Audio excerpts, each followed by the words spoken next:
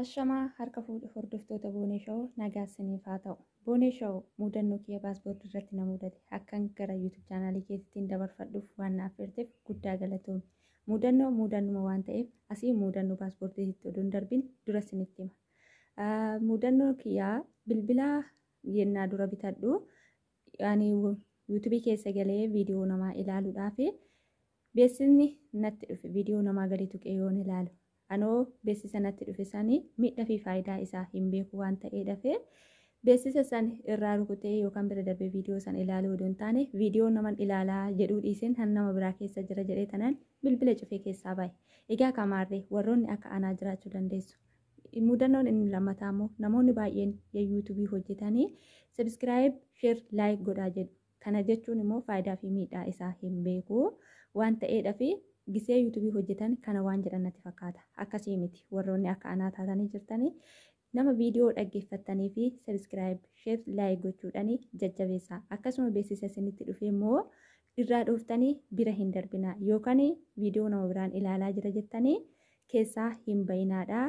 Beeksisa warroota moonii ta'anii fi ilaalaa viidiyoo isaanii ilaalaa fi walaa jajjabeessinu isiniin jedha. Gara mudannoo kiyyaatitti yennaan darbu mudannoo tokkoffaa irratti giseen biyya alaa deemuudhaaf jalqabu xinnoon ture. Maatii kiyyaan barumsa dhiisee akkam biyya alaa deemu gaafadhe ati deemuu hin dandeessu naan jedhanii achumaan barumsa baqqaa hin baradhu nyaatas hin nyaadhu jedhee maatii kiyya baay'ee dhibbisaan ture. Na waliin rakkatanii jennaanii fuudhanii garan paaspoortii baafadhuutitti naan imalan jechuudha gara Finfinneetti. Yennaa kana deemnee bakka midirishinii nageessanii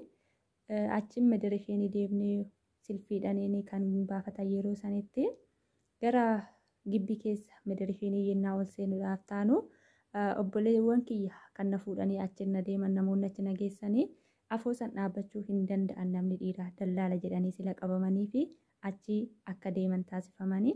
Anoo bilbila qabadhee deemu immoo chaarjiin keessaa na jalaa dhumee ture. Achuma kan obboleessa kiyyaa bilbila kiyyatti kenne kan obboleessa kiyyaa fudhadhee kara gibbii keessaa ol seene jechuudha. Giseen gibbii keessa ol seenee jedhu tokkoffaa irratti warri bilbila harkaa qabdanii iswiich oofii godhaa jedhanii bilbila nu cufsiisanii gara maqaa keenyaa fi itti mastaawaqaa keenya itti kennu nuti darbine. Achi mastaawaqaa keenya kennine maqaa keenya itti himne maqaa keenya galmeessanii kara warra waraqaa nuuf kennuutitti nu dabarsan. Egaa waraqaa kana baafachuudhaaf chaalenjii hedduutu ture. Amaariffa hin beeku waan ta'eedhaaf namoonni baay'eenis immoo warroota carraan kiyya amaariffa dubbatanii iddoo nagahee garuu ana gurraan dhaga'u amaariffa malee dubbachuu hin danda'u waan ta'eedhaaf warroota na afoo jiran waan isaan godhanii fi waan isaan dubbatanii laaletumanii akkuma isaan dubbatanitti hamma tokko dogongoraa tananii akkasumattuu bira darbee maqaa kiyya itti himee mastaawaqaa kiyyatti argisiisee karaa waraqaa fudhachuutitti yennaa imallu achi geenye warri waraqaa nuuf kennan immoo nuuf kennanii gara mana tokkotu jira achitti ol nu dabarsanii mana san keessatti kan ilaallamu ija kee rirriittadhuuti lakkoofsi kun meeqaa akkasiin jedhamu ture gurra keetis akkasuma rirriitti waan nusiin jenne dhageessee akkasiin jedhamu ture. Anoo garuu gara mana san keessaa kan ol dabarre afaan isin beeku xiqqoodhas waan ta'eef baay'ee sodaachaa deema. Ija kee rirriittadhu lakkoofsa kana laalii natti himi naan jette dubartii wayiitii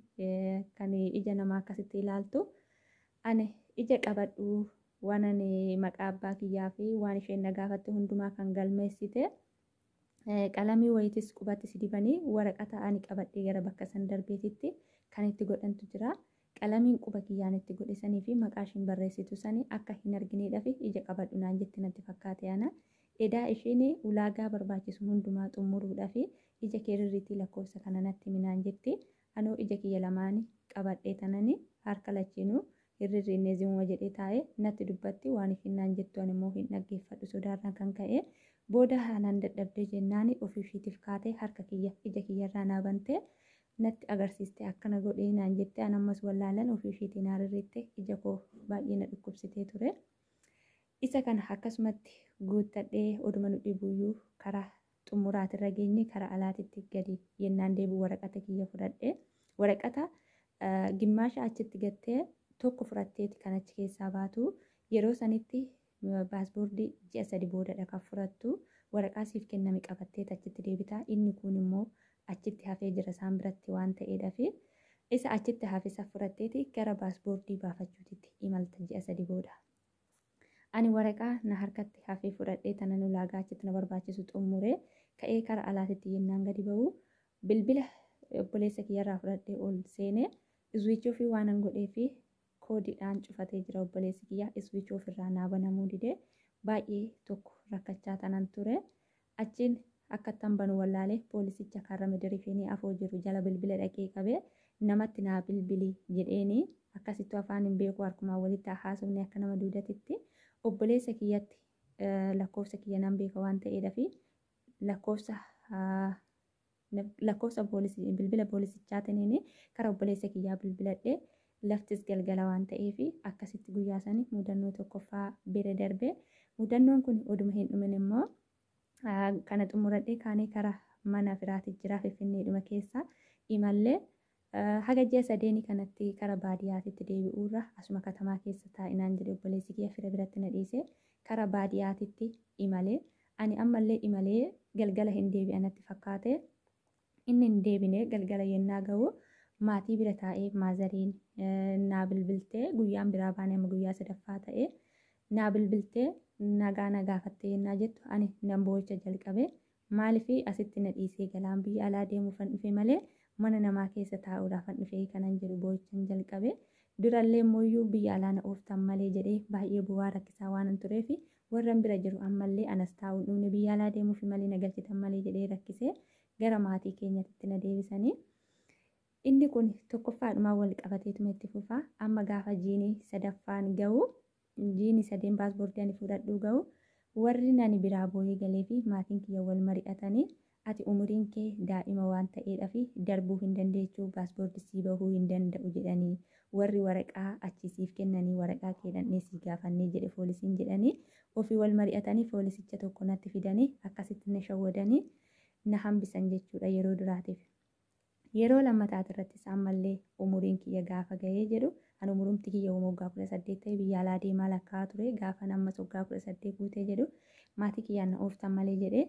ammas maatiin kiyya fuudhanii naan deemanii paaspoortiin amma immoo guyyaa 3 qofatti baafatama. Guyyaa 3 sanitti paaspoortii kiyya baafadhee fudhadhee karaa dallaalatitti kennadhee firmaa fi obboleessa kiyya na fuudhanii paaspoortii na baasa wajjiniin karaa dallaaltichaatti kennine. Dallaalticha kanatti yennaa kenninu namarraan barree malee dallaalticha kana hin beennu. Dallaaltichi kun paaspoortii nurraa fuudhee lakkoofsa obboleessa kiyyaatii fi kiyya narraa fudhate garuu kan barbaachisu lakkoofsa ishee dhuunfatee nuun jedhe guyyaadhuma sanii lakkoofsa kiyyas kenneef anis anatti bilbilee haasaa malee maatii keenyatti haasa'uu hin barbaadu dallaaltichi kun sababni isaa inni biyya alaana oofuudhaaf odoo hin taane kophaatti waan na barbaadeef hin beeku gisee hunda na haasofsiisaa. Kootu wanna ati paaspoortii kanarratti guututu jiraayii sii deebi'a si waamuuf ta'uu kootu naan jedha. Ani obboleessa kiyya fudhadhee tanan guyyaa 2 deemee guyyaa lachuuyyuu immoo obboleessa kiyya na biratti arginaani nu dhokate jechuudha. Achi yennaa irratti bilbiluu kophaa malee nama wajjiniin hin ta'u dallaalticha nama biraatti sii dabarsee obboleessa kee sodaatee naan jedhee nu shawwadee achiin gaafa dhumaatirra dadhabne paaspoortii naaf kennuu didee biyya alaas akkan deemu naaf hojjisiisuu didee. Booda bakka paaspoortii nu deebisi jennaaniin paaspoortii kennuu didee waan anan isin jedhu hunduma hoo raawwatte malee paaspoortii hin kennu naan jedhee anatti haasa'u jalqabe amma akkattan paaspoortii kiyya sirraa fudhadhus dhabee paaspoortii isa biratti dhiisuudhaaf immoo paaspoortiin amma bahee jira maqaan kee kompiitara keessa galee waan jiruuf baafamuu hin danda'u lammatan nuun jedhanii irra deebi'ee kan biraa baasuudhaaf yaallanii yoo san ta'uu baate immoo ragaa mana poolisaa Finfinneerraa fidina jalaa badeedhanii akkasitti baasattaa nuun jedhanii wacii baay'ee qaba waan ta'eedhaaf amma as deebi'ee karuma dallaalticha haasofsiisuutti jalqabe. Dallaalticha kanaan maal barbaadda jedhee gaafannaa wanni naan jedhe hunduma haasofsiisee amma paaspoortii kiyyarraa fudhachuudhaaf okee wanna ati jettu hundumtuu hin ta'a paaspoortii kana naaf hojjisiisin jedheen dursitee immoo waan anas hin jedhu raawwatte malee paaspoortii kee dura siif hin hojjisiisuu naan jedhe amma akkattan irraa fudhadhu dhabee baay'ee rakkadhee amma waan goonu dhabnee jennaani waan inni siin jedhu hundumaayyuu haasofsiisitee saniin booda immoo bilbila irratti waraabii naan jedhanii maatiin ani kophaatti isa haasofsiise bilbilaan garuu sagalee isaa hundumaa waraabee yoo paaspoortii kiyya naaf kennuu baatte yookaan biyya alaa na oofuu baatte dallaala jedhee si hiisisa jedhee sagalee kana isa dhageechisiise. Gaafa kanaa bilbilaan ani ittiin haasa'u sanis jedhee bilbila biraa hin qabnu kan isaa waan ta'eef nama firaatirraan barrees nama beeknu miti. Bilbila isaa kana nurratti cufatee bilbila kana cufeetumaayyuu bade paaspoortiin na dhoowwatee amma firaa barbaaduu jalqabne fira isaa wal nu barsiise san barbaannee bakka inni jirutti barbaannee arganne lakkoofsa isaa kan inni lammataa qabatu irraa arganne ati carraa kiyya na qabuurra paaspoortii kiyya na dhoowwatte wanni ati jette hundumtuu hin ta'a paaspoortii kiyya bakka akkanaatitti naa fidiiti koottuu jedheenini isaan waame jechuudha. Anis amma akkuma inni mala narratti marate mala itti maradhe obboleessa kiyyaa fi poolisicha wayii gara mana nyaataa isaan nan dhufa jedheetti itti geesse isaan keessa taa'anii ani isa karra afootti eegee gara mana sanii keessa yennaa seennee bakka nyaataa qabannee jennu poolisichii fi obboleessi kiyya bakka nuti teenyee nyaata ajajannitti dhufanii amma maal barbaaddaa paaspoortii kennuudha moo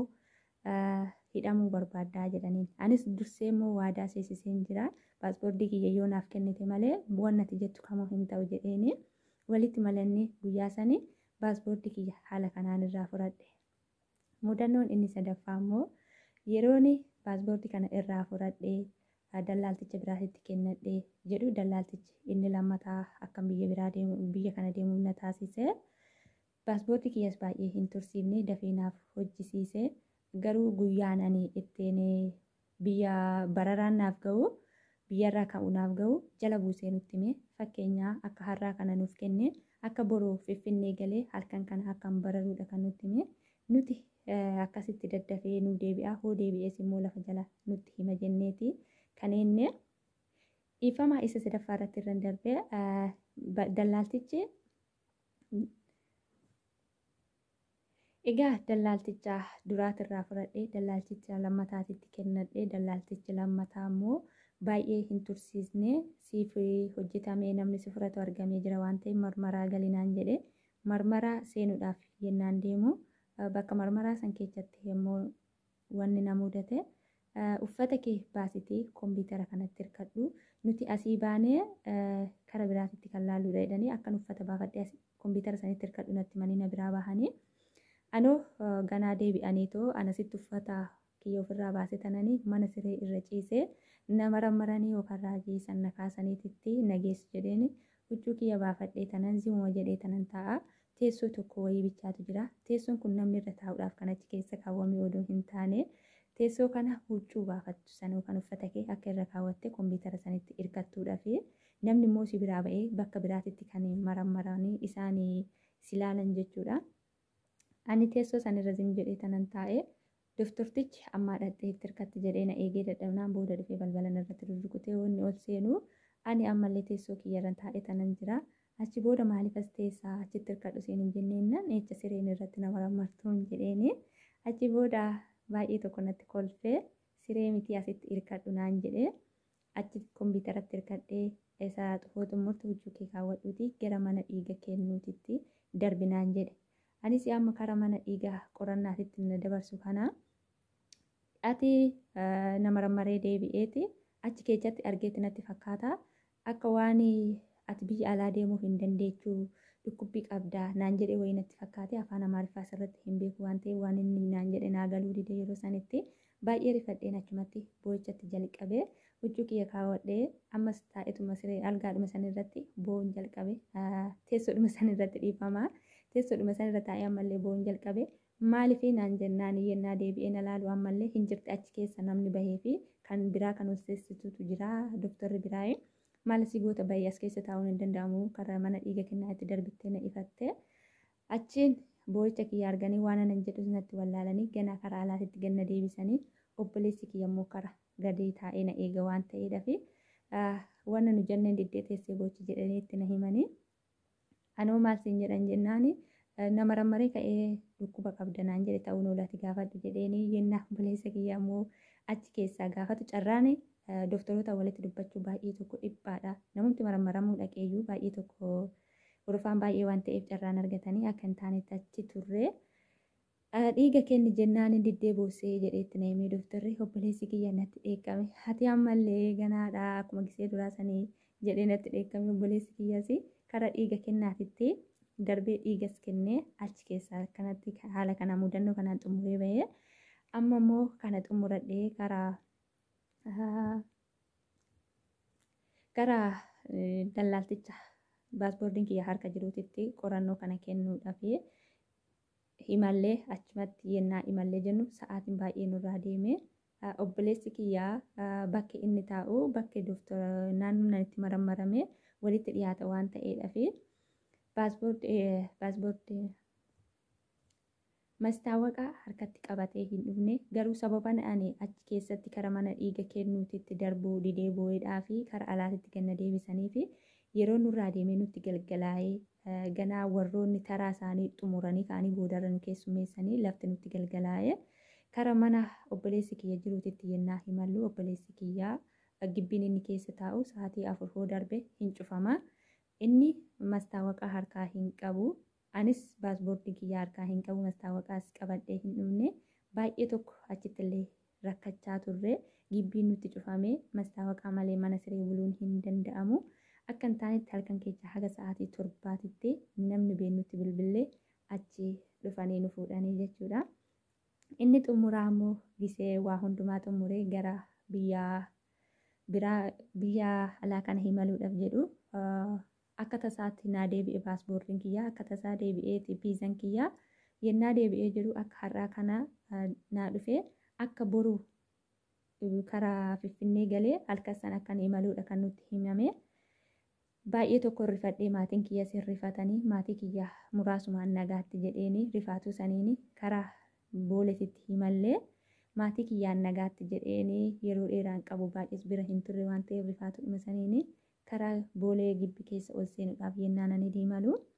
baay'ee rifaatu sanirraan kan ka'ee fi paaspoortii kiyya galgala bakka addaraasha keessa teenyee karaa xiyyaaraa ittiin balali'anii itti imaluudhaaf yennaa taanu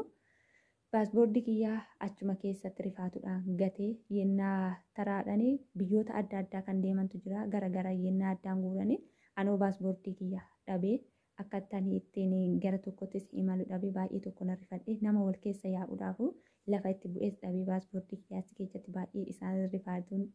tasanaa deebi'uurraan kan ka'een paaspoortii gatuurraan kan ka'een baay'ee tokko rifadhe. Ijoolleen immoo maaliif akkan achi keessa lafa lalallaalu arganii warrumti afaan kiyyallee hin beekne naa barbaadanii ganaa kan namni irra deddeeme wayii ta'ee jechuudha paaspoortiin kiyyaa bestaalii yookaan kiisii keessa waan jiruudhaaf malee silaa cicciteeyyuu akkasitti lafaa naa arganii. Kara xiyyaaratitti himallee kunuu dhufne har'aas geenye ani kanan isin waliin ture geetii oolootu beela hordoftoota boonee shawuu hundumti keessanuyyuu waan nan dhaggeeffataniif guddaa galatoomaa sheer laayik sabskiraayib gochuudhaan wal jajjabeessaa warroonni immoo carraa argattanii sagalee kiyya kana dhaggeeffattanii warroota moonii ta'anii fi daqiiqaa 7 gadi yoo daqiiqaan isaanii dheeraa ta'e kanaa gadi 3 yoo daqiiqaan gabaabaa ta'e daqiiqaa 3 gadi hin laalinaa fi beeksisarraa jalaa hin dhayinaa. Waan na dhaggeeffataniif guddaa galatoomaa ani kanas wajjin ture geetii.